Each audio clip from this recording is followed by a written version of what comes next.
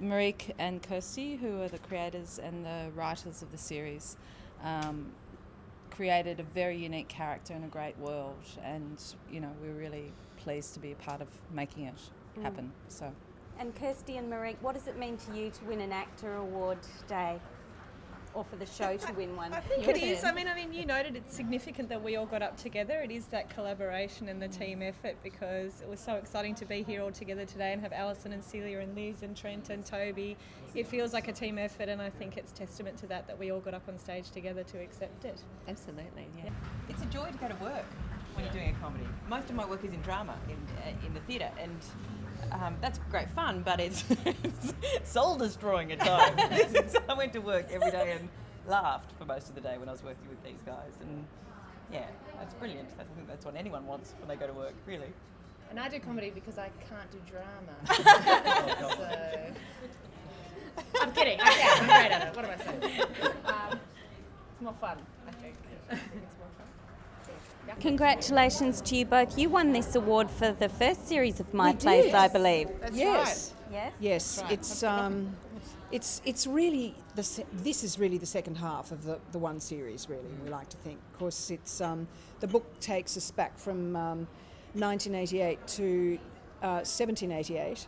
So it's a child's history of Australia. So I don't know whether any of you know the book, but it's a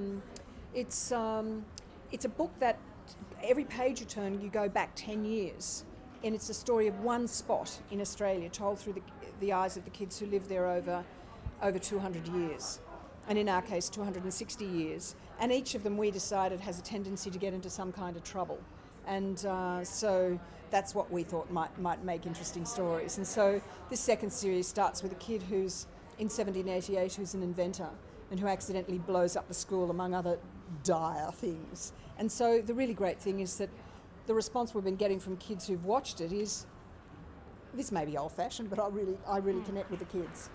I always thank the writers. Yes. I think the writers, without writers, in whatever endeavour we do, there ain't nothing to do, really. They are what inspires everybody on the show to come to work.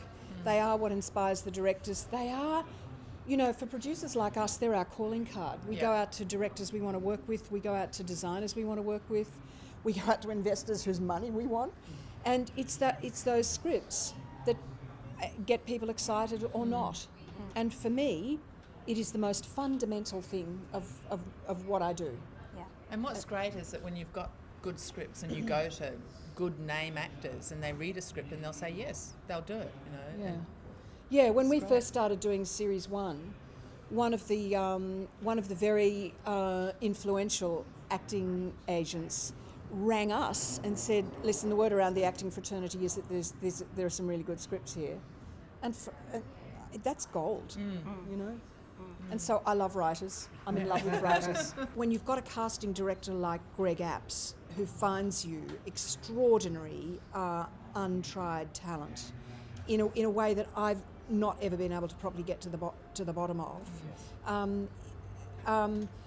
You're working with fresh talent, 10-year-old kids who are smart as paint, and that's what you've got to go for, kids who are smart as paint, and who embody something of the quality of the role that they're being asked to play, because that makes it a lot easier for them.